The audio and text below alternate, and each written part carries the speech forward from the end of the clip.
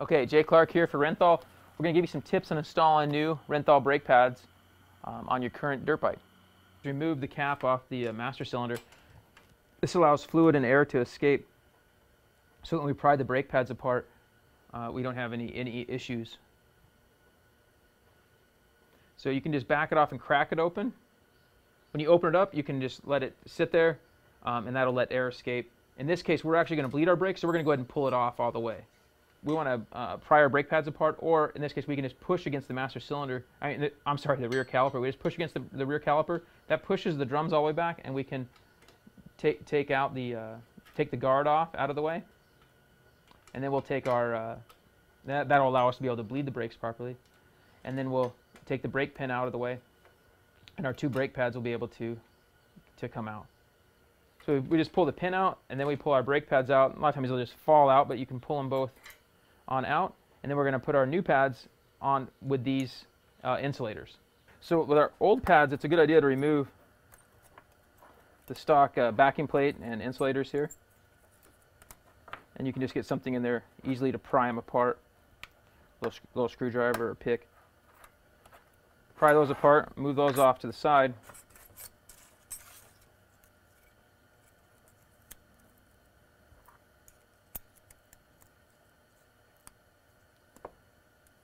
And it'll install right onto our new pad. And if your bike doesn't have these, then don't worry about it and just run them without.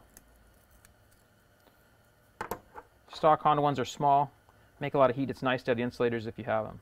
Okay, so now we're ready to reinstall the pads. Just make sure that its clip stays in its correct position, which this one it's in there, and so is our back spring plate is in place as well. Just slide the pads in. You have to hold. You'll feel it go into its home on both sides. Our brake pin can use just a hair bit of grease, and you put just a little bit of grease on the O-ring that seats on the other side, and just a little bit on the shaft, just like so. Just a hair bit of grease to help it go right on through the plates. With our 8mm, we just tighten up the brake pads.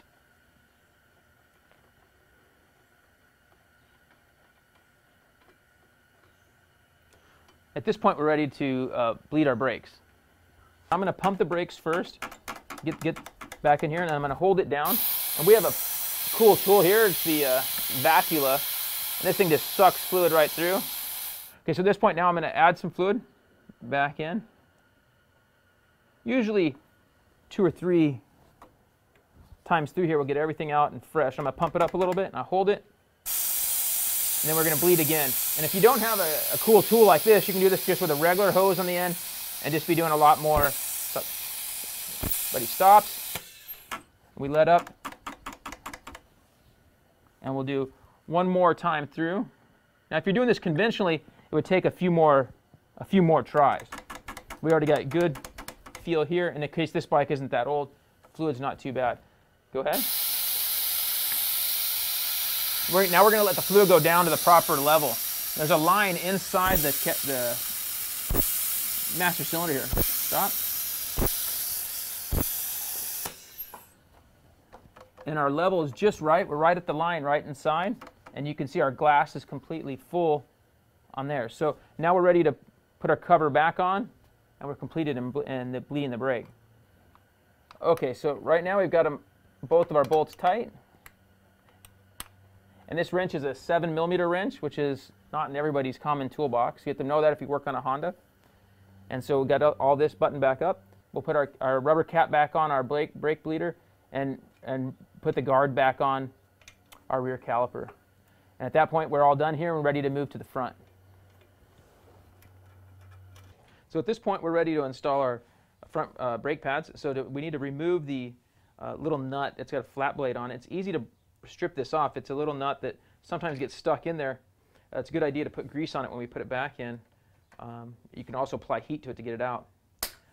Now the brake pin here, you want to loosen that.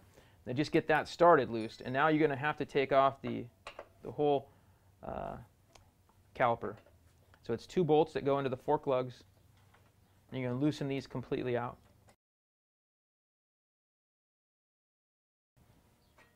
So at this point, we're going to spread our brake pads apart, Since we're not going to be using these pads again, we're not too worried about damaging them.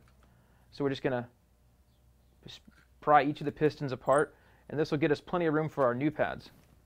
And since we've opened up the master cylinder at the top, we're allowing room for the fluid and air to come out. So we push that out. Okay, so now we remove the brake pin.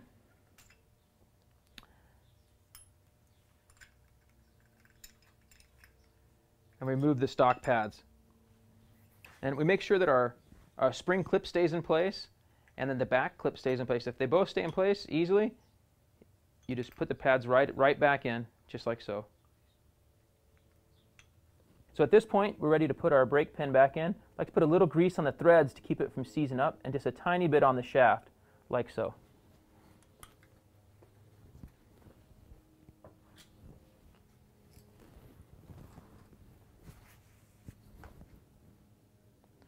And just tighten it up. And this is, you want to get it nice and snug,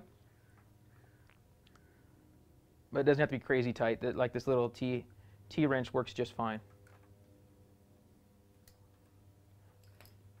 Now we slide it right over the disc and install the new the bolts back on.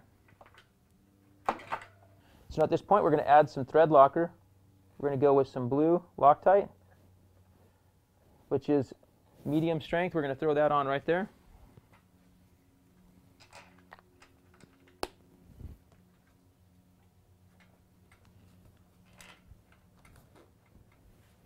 We're going to tighten these down to our manufacturer's suggested specs, which is good and tight. And we can look that up. You should look that up in your manual and make sure that you're good, so you get a good feel for where that should be at. So we get these nice and tight here, and then all that's left to do is install our little plate for the pin. And we're going to put a little grease on that so that we don't have it seizing up in there. We'll just put a little bit on here, like so.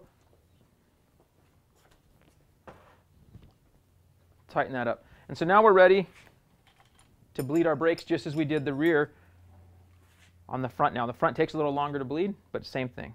All right, so we've already pushed our master cylinder out, so now we're going to suck out the brake fluid out of here. Gives us a little head start on getting fresh fluid in. And then we add fresh fluid all the way to the top. Use a good quality fluid. And then pump up the brake, get our pistons back there, and hold it steady while your buddy Dave cracks it and puts our bleeder on there. Now if you don't have a fancy cool bleeder like this, you can just use a hose at the end and just go back and forth over and over. Old school, so to speak. This way we just keep adding fluid. Within just a few minutes we can get all the fluid out of here with our Vacula. Pretty cool tool. You can find them on Amazon. They're kind of expensive, but if you bleed lots of brakes, it's well worth it. Most of the factory teams all have something similar. Okay, stop.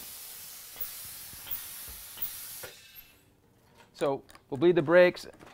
Can be good to, as you hold the brake lever in, to tap on here, lets bubbles up, hold it here. And of course, another trick the factory guys use is holding a zip tie in here overnight, lets all the air bubbles out.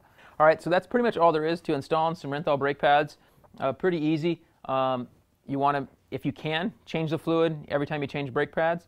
And then also, you want to break them in a little bit right around the pits before you just go hop straight on the track.